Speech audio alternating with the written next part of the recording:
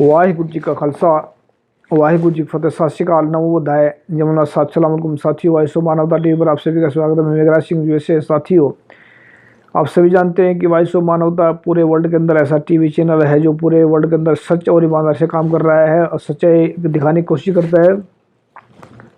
हमारे सामने दो तीन हम आप सभी को दिखाना चाहते हैं कि हमारे सामने दो कवि हैं, एक लेडीज़ है और एक जेंट्स है। जेंट्स जो हमारे भाई साहब हैं सुधीर मेश्राम जी, काफ़ी दिन से हमारी दोस्ती है इनके साथ में और काफ़ी अच्छी कविता इन्होंने बोली है। कोरोना के कहर के ऊपर इन्होंने अपने दर्द का, जो गरीबों का दर्द है, उसको बयान किया है कविता में।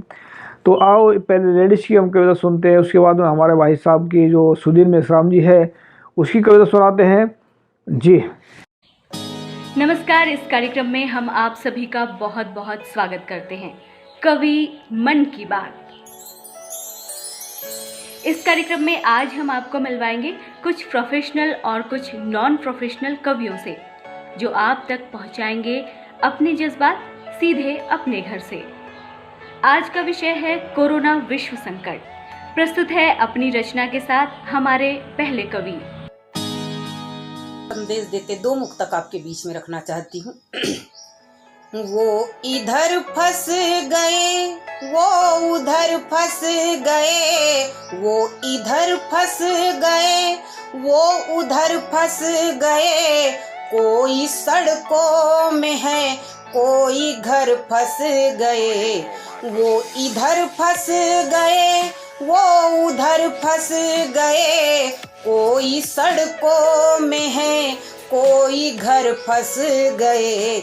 कैसी वीरान सी जिंदगी हो रही, कैसी वीरान सी जिंदगी हो रही।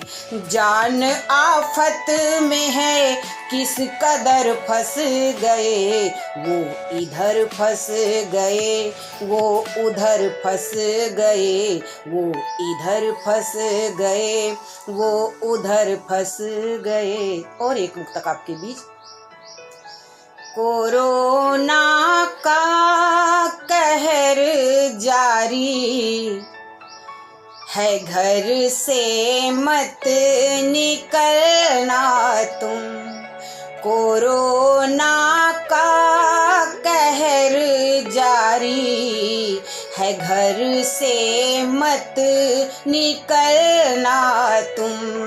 सुरक्षित देश हो अपना, तो घर से मत निकलना तुम।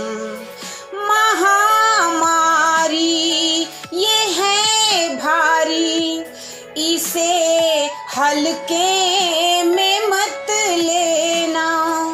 महामारी है ये भारी, इसे हल्के में मत लेना। बचाना जान जो चाहो, बचाना जान जो चाहो, तो घर से मत निकलना तुम। बचाना जान जो चाहो, तो घर से मत निकलना तुम। आज की कड़ी में अगले कवि हैं। कोरोना महामारी का दौर चल रहा है, कुछ लाइनें किसी को। बीमारी कौन लाया साहब, बीमारी कौन लाया साहब। कैसे न जाऊं बाहर साहब।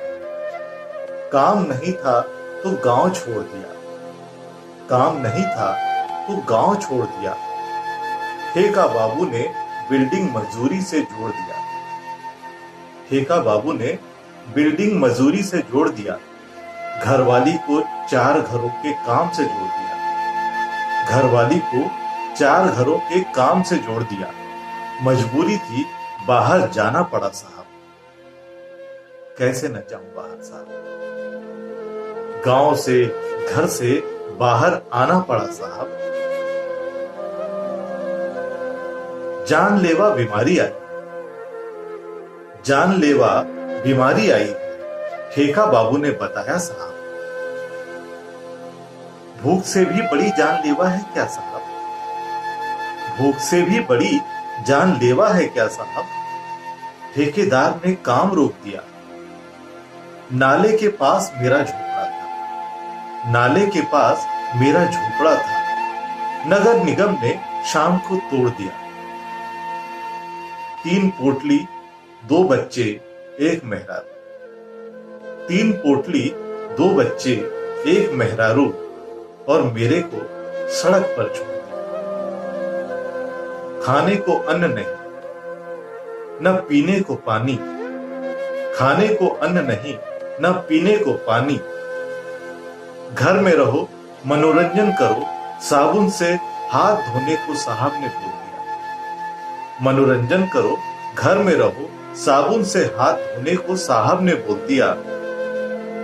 भूखे बच्चे देखे नहीं जाते, भूखे बच्चे देखे नहीं जाते। मेहरारू बोली चलो गांव वापस जाते। मेहरारू बोली चलो गांव वापस जाते। 800 कोस दूर है गांव साहब, 800 कोस दूर गांव है साहब। पेट की भूख ने गांव छुड़ा दिया, पेट की भूख ने गांव छुड़ा दिया। कैसी बीमारी है साहब, इसने काम छुड़ा दिया। कैसी बीमारी है साहब, इसने काम छुड़ा दिया। बीमारी विदेश से आई है बोले साहब, बीमारी विदेश से आई है बोले साहब। ये खुद आई है कि कोई साथ लाया है साहब? ये खुद आई है या कोई साथ लाया है साहब?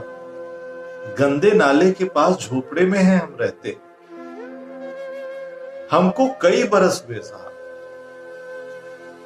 गंदे नाले के पास झोपड़े में रहते हमको कई बरस हुए साहब। बुखार नहीं आया हमको साहब, बीमारी हम तो नहीं लाए ना साहब, बीमारी हम तो नहीं लाए ना साहब।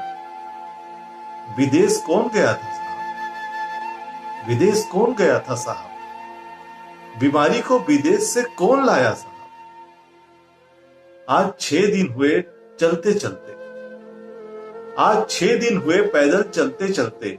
8 साल की मुनिया 3 बरस का बाबू, 8 साल की मुनिया 3 बरस का बाबू पूछते हैं मुझसे ये सवाल, मैं क्या जवाब दूं? पूछते हैं मुझसे ये सवाल, मैं क्या जवाब दूं? 300 कोस चल चुके हैं 2 दिन, 300 कोस चल चुके हैं 2 दिन से है भूखे। थके तो पुलिस बोली 144 है यहां क्यों रुके? थके तो पुलिस बोली 144 है यहां क्यों रुके? पुलिस कहती है चलो घर जाओ, पुलिस कहती है चलो घर जाओ। बीमारी होगी बाहर मत आना। घर ही जा रहे हैं साहब, घर ही जा रहे हैं साहब, और 400 कोस है जाना। घर ही जा रहे हैं साहब और 400 कोस है जाना। हमारी बीमारी है रोजी धंधे की कमी साहब, हमारी बीमारी है रोजी धंधे की कमी साहब। 800 कोस दूर रोजी मिली थी साहब, 800 कोस दूर रोजी रोटी मिली थी साहब। बाबूजी इस हाल में जा रहे हैं हम क्यों गांव? बाबूजी इस हाल में जा रहे हैं हम क्यों गांव? दिवाली है या कोई मर गया? दिवाली है या कोई मर गया या फिर आ गए हैं चुनाव? इस हाल में हम क्यों जा रहे हैं गांव? क्यों जा रहे हैं हम चल के बाबूजी?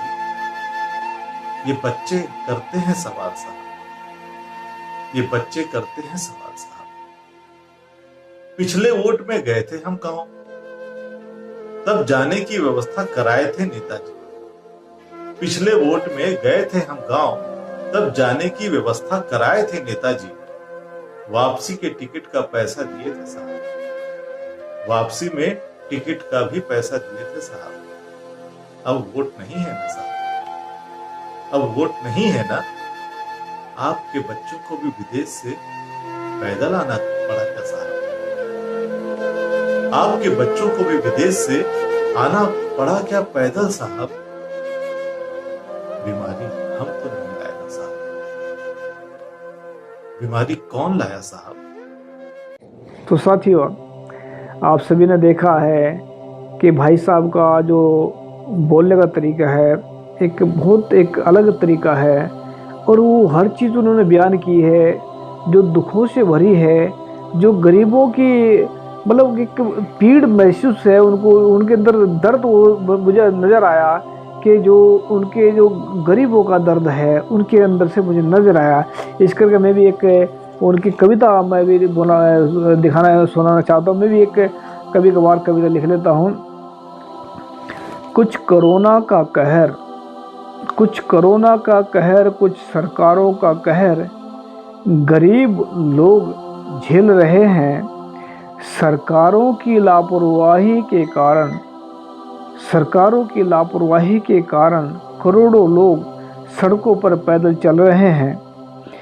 गरीबों को दर्द तो जिंदे इंसान ही महसूस कर सकते हैं। गरीबों का दर्द तो जिंदे इंसान ही महसूस कर सकते हैं। मुर्दे इंसान तो सिर्फ लोगों को भाषण ही सुना सकते हैं। मुर्दे इंसान तो सिर्फ लोगों को भाषण ही सुना सकते हैं। जिन्हें डिटेंशन सेंटर भेजना चाहते थे शैतान, जिन्हें डिटेंशन सेंटर भेजना चाहते थे शैतान, उनके लिए पूरा भारत ही डिटेंशन सेंटर बना दिया। उनके लिए पूरा भारतीय डिटेंशन सेंटर बना दिया। गरीब तो तड़प रहे हैं सड़कों पर, गरीब तो तड़प रहे हैं सड़कों पर।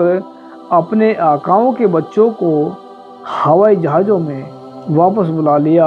अपने आकाओं के बच्चों को अपने आकाओं के बच्चों को हवाई जहाज़ों में वापस बुला लिया। जो तड़पा रहे हैं सियासत में बैठकर गरीबों को, दूसरों को जो तड़पा रहे हैं सियासत में बैठकर दूसरों को, वह भी एक दिन तड़प कर मरेंगे। वह भी एक दिन तड़प कर मरेंगे। धन दौलत बर्बाद हो जाएगा एक दिन। धन दौलत बर्बाद हो जाएगा उनका एक दिन। उनके वंशज भीख मांगकर अपना गुजारा करेंगे, भीख मांगकर उनका गुजारा करेंगे, क्योंकि जैसा बोएंगे वैसा काटेंगे, ये संसार का नियम है। तो हमारे सुधीर भाई का भी धन्यवाद बहुत बहुत, और हमारी बहन का जिन्होंने कविता पढ़ी है उनका भी धन्यवाद, और जिन्होंने एंकरिंग की है उनका भी धन्यवाद। तो वॉइस ऑफ मानवता उठाता रहेगा सभी की आवाज़, क्योंकि ये आपका अपना टीवी है। इसको लाइक करें वीडियो को। थैंक यू सबका। वाहिगुरु जी का खालसा वाहिगुरु जी की फतेह। उम्मीद करते हैं सुधीर मिश्राम जी से कि आने वाले वक्त में बहुत अच्छी कविता हमें देंगे, और आने वाले वक्त में हमारे साथ में काम भी करेंगे। तो इनका धन्यवाद बहुत बहुत। और वॉइस ऑफ मानवता हर उसकी आवाज़ उठाएगा जिसकी कोई नहीं आवाज़ उठाता, और जिसको पूरे वर्ल्ड के अंदर सच्चाई और ईमानदारी, वॉइस ऑफ मानवता की हमने जो बुनियाद है, जो ये सच्चाई और ईमानदारी पर रखी है, और ये सच्चाई और ईमानदारी तक काम करता रहेगा। तो थैंक यू सबका जो जुड़े हमारे साथ में, और दर्द बयान किया है हमारे सुधीर मिश्राम जी ने। गरीबों का दर्द, गरीबों से प्यार है, इनको ऐसा झलक इनकी जो कविता में झलक रहा है कि गरीबों के मसीहा, गरीबों के जो एक दर्द है वो उन्होंने महसूस किया, इस करके उन्होंने लिखा है। उम्मीद करते हैं कि इसी तरीके से कलम से सच्ची बातें लिखते रहेंगे, और हम उठाते रहेंगे सच्ची बातों को, दिखाते रहेंगे लोगों के सामने। थैंक यू जुड़ने के लिए सबका। वाहिगुरु जी का खालसा वाहिगुरु। सत श्री अकाल, अस्सलाम वालेकुम।